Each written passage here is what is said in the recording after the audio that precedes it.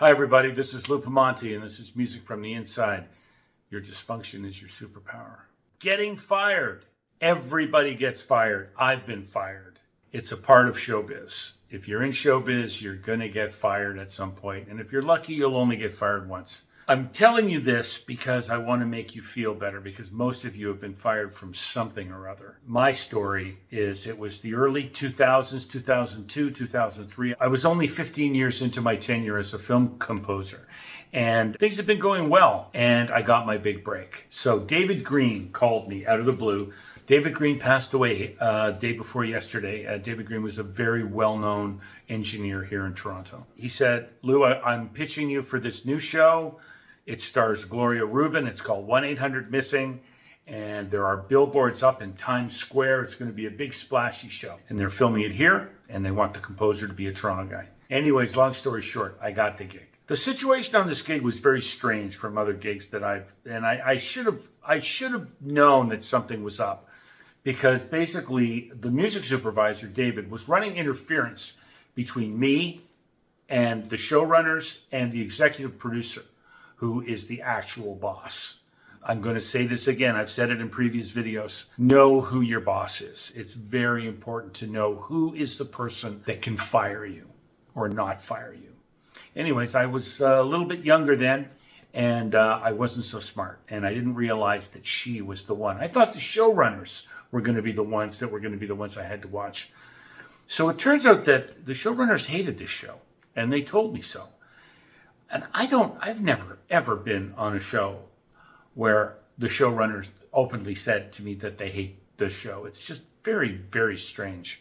So the dynamic was weird. I didn't have access to the executive. Anyways, let's put it this way. I did 7 episodes, and I got fired after the 7th episode, and I was despondent. The budget was $12,000 per episode. It was a big US show, and I thought this was going to be my entree.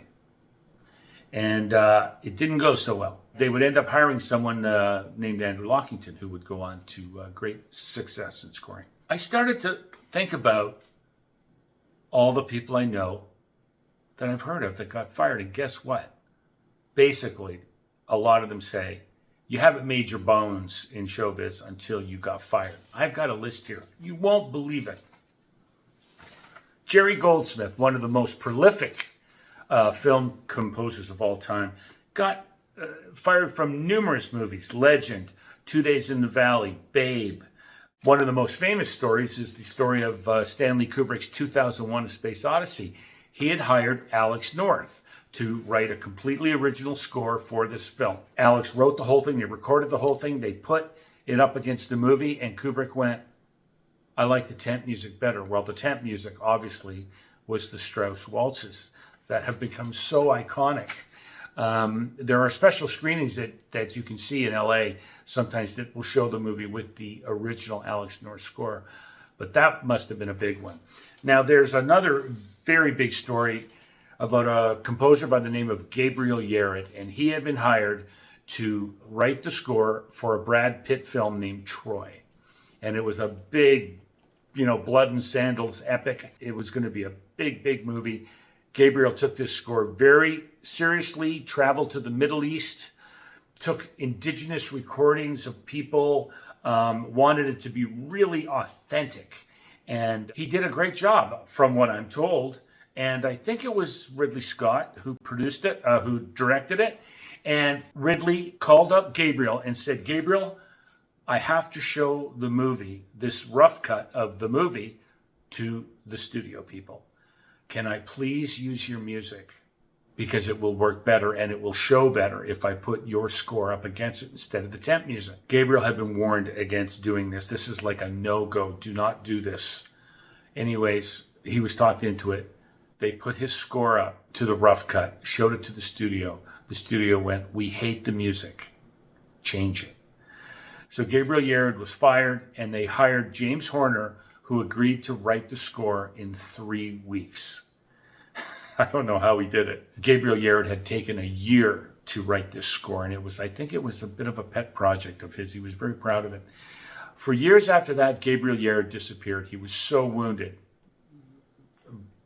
by this happening that he just turned his back on Hollywood. I'm not sure if he's even come back at this point. I've got my own story. During my session career, I think it was late 80s or early 90s, we would do a lot of film scores at Manta Sound. I had gotten hired to be the synth player on a new Norman Jewison movie called Other People's Money. I was doing lots of those things at that point in time. So I showed full orchestra. Norman Jewison's there. He's talking to us. Angelo Badalamenti was hired to do the score. This is David Lynch's guy. Did Twin Peaks, all his big movies, those haunting, crazy, quasi-sappy sounding tracks, but really very effective. So we're on a break, and I'm at the coffee machine, and I'm getting the coffee, and Norman Jewison walks up, and he goes, so what do you think of the score? And I must admit, it sounded like Other People's Money was a comedy. It sounded like it was the score for like something like Love American Style, like some kind of a 70s comedy, kind of Rhodes electric piano driven kind of comic kind of cues and tracks. Anyways, I said to him, it's interesting. I didn't want to say it sucked because I did kind of think it sucked. Yeah, he goes, I was talking to David Lynch and he couldn't say enough great things about Angelo. And he says, and I'm such a big fan of David Lynch. So I decided to give it a try. Anyways, fast forward 3 months later, the movie comes out. The score is by Thomas Newman. Norman Jewison had thrown out Angelo's score completely. Here's another couple of instances. Bernard Herrmann was fired by Alfred Hitchcock. Now, Alfred Hitchcock's favorite composer was Herrmann, and he fired him on Torn Curtain. Just didn't sound right to him. Howard Shore, Toronto's own Howard Shore, who with his great success with the Cronenberg movies and the Lord of the Rings movies, was fired off King Kong.